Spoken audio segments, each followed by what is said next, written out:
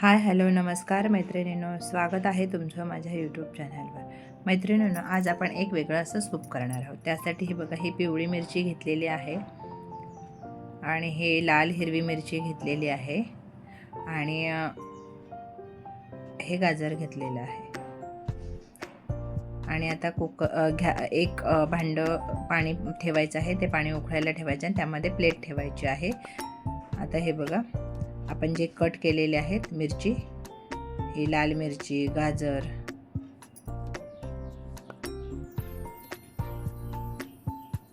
पिवळी मिरची, हा चायनीज कोबी स्वच्छ धुवून घेतलेला आहे तोही टाकायचा आहे आणि ब्रोकोली टाकायची आहे याच्यामध्ये। हे बघा, ब्रोकोली टाकलेली आहे। झाकण लावून 15 मिनिटांसाठी स्टीम देऊन घ्यायची आहे।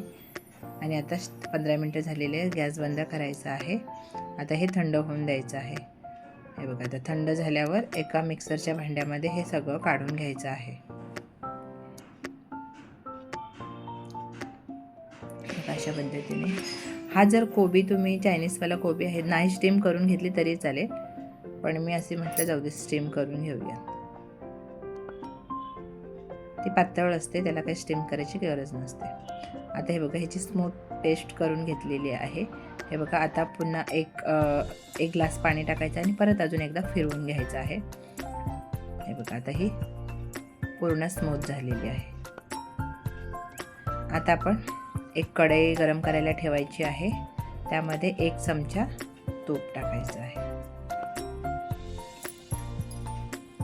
हे बघा, 1 चमचा तूप टाकलेला आहे आणि छानपैकी वितळवून द्यायचं आहे हे। आता काळी मिरी आहे, लवंग आहे, मसाले वेलची आहे, दालचिनी आहे आणि चक्रफूल आहे। इतकंच आपण खडे मसाले घ्यायचे आहेत। आता हे तुपामध्ये व्यवस्थित छान परतून घ्यायचे आहेत। हे बघा, आता परतत आलेले आहेत। आता तमालपत्र एक टाकायचं आहे, तेही छान याच्याबरोबर परतून घ्यायचं आहे। आता आपण जी पेस्ट केलेली आहे ती याच्यामध्ये ओतून घ्यायची आहे। हे बघा, अशा पद्धतीने ओतून घ्यायची आहे आणि ह्याच्यामध्ये पाणी टाकायचं आहे ग्लासवर आणि अजून याच्यामध्ये टाकून घ्यायचं, ॲड करायचं आहे पाणी। आता चांगली व्यवस्थित उकळी काढायची आहे। तोवर आता आपण पहिले खडे थोडेसे हे टाकायचे आहे। हे बघा, चवीनुसार नमक, काळी मिरी पावडर पाव चमचा आणि चाट मसाला पाव चमचा, बस चटपटीत चव येण्यासाठी हे थोडंसं मीठ वगैरे ॲड करायचं आहे। आता हे बघा, हे छान उकळी काढून घ्यायची आहे व्यवस्थित। अशा पद्धतीने बघा, किती स्मूथ छान दिसतं आहे। चवीला तर अप्रतिम लागतं आहे हे। डाएट जे करता आहेत त्यांच्यासाठी हा बेस्ट ऑप्शन आहे। चवीला पण अप्रतिम लागतं आहे। हे बघा, खूप छान आहे।